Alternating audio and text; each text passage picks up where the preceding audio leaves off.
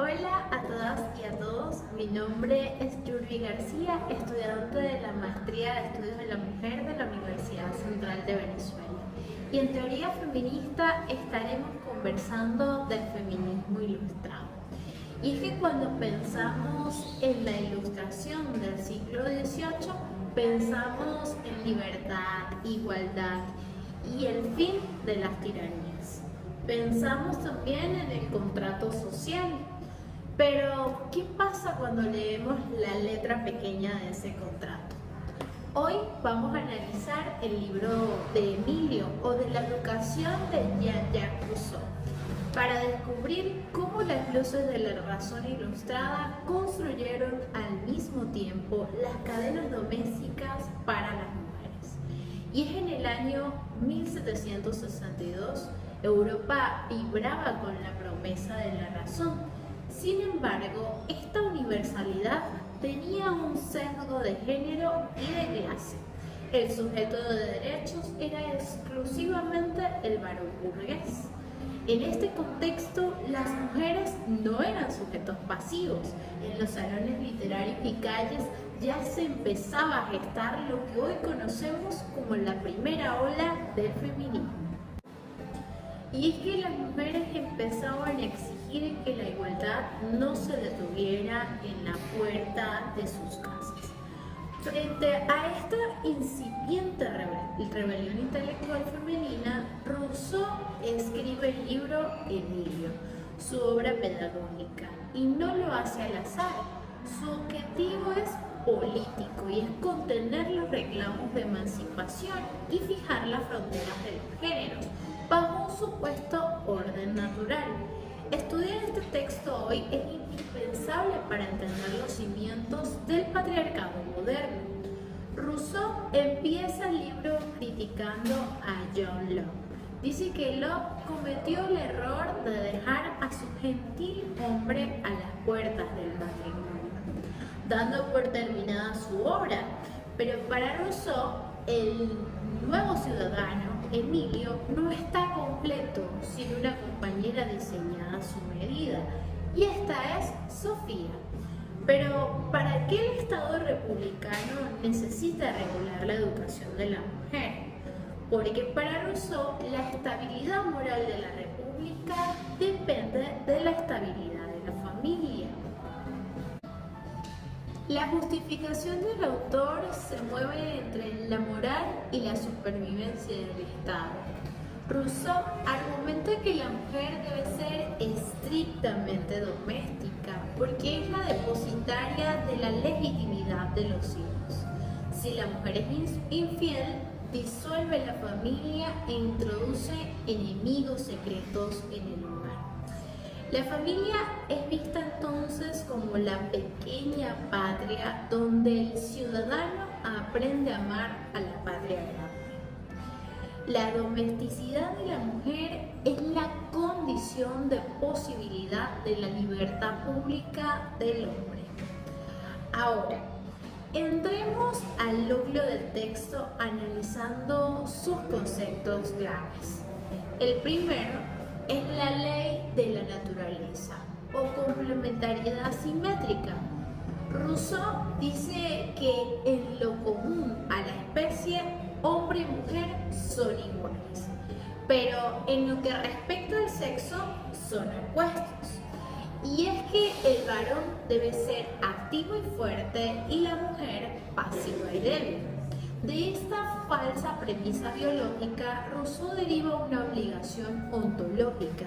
El fin de la mujer es agradar y ser útil al hombre. El segundo concepto clave es el imperio de la opinión pública. Y es que mientras Emilio es educado para depender solo de su propia razón, Sofía está encadenada a la reputación. Rousseau afirma que para el hombre la opinión es un sepulcro, pero para la mujer es un trono. La virtud femenina no solo debe existir, debe aparentarse ante la sociedad. El recato y el pudor se transforman en mecanismos de control social indispensables. Y aquí llegamos a la gran trampa política rusoniana, el imperio doméstico. Rousseau argumenta que las mujeres no necesitan derechos políticos porque ya gobiernan a los hombres en casa, mediante la astucia, la coquetería y el manejo del deseo del varón. Desde la ciencia política denunciamos esto como una concepción retórica y tramposa. Se otorgó el reinado ficticio del hogar para despojarte del derecho legítimo a la ciudadanía en la plaza pública. Y es que este intento de domesticación ilustrado no quedó sin respuesta. En 1792, Mary Wollstonecraft publica Vindicación de los Derechos de la Mujer, demoliendo la tesis de Rousseau. Wollstonecraft demuestra que la debilidad y obsesión por agradar de Sofía no son naturales, sino el resultado de una educación tiránica que las infantiliza. Si a las mujeres se les priva de la razón, se les convierte en seres volubles, incapaces de ser verdaderas ciudadanas. Pero hagamos una lectura situada desde nuestra América. Y es que mientras en Europa se debatía si la mujer debía ser educada para el salón o el hogar, en nuestras tierras las mujeres indígenas, negras y mestizas ponían el cuerpo en la resistencia anticolonial. Pues figuras como Manuela Sáenz, Juana Zurday o Josefa Camejo rompieron ese molde de Sofía. Y es que las mujeres en esta zona no fueron las musas pasivas de independencia, fueron estrategas combatientes y pensadoras políticas. Y nuestro maestro Simón Rodríguez, en una genialidad colonial, propuso escuelas públicas donde niñas y niños de sectores populares estudiaran juntos los mismos oficios. Podríamos pensar que Rousseau quedó en el pasado, pero el fantasma de Sofía sigue operando a través de estructuras patriarcales sutiles. Y un primer ejemplo es la crisis global de los cuidados y la brecha salarial. Y es que cuando Rousseau afirma que el confinamiento doméstico es un placer natural, sienta las bases ideológicas para la invisibilización económica del trabajo del hogar. Hoy en día, la doble jornada laboral de las mujeres y la falta de reconocimiento del cuidado como un pilar del Producto Interno Bruto son el reflejo exacto de la supuesta disposición natural al sacrificio doméstico. Y es que como segundo ejemplo también encontramos la tiranía de la estética y los algoritmos. Y es que el mandato de Rousseau de que las niñas deben educarse para la validación externa y la opinión ajena se replica hoy en los algoritmos de redes sociales como TikTok, Instagram y demás.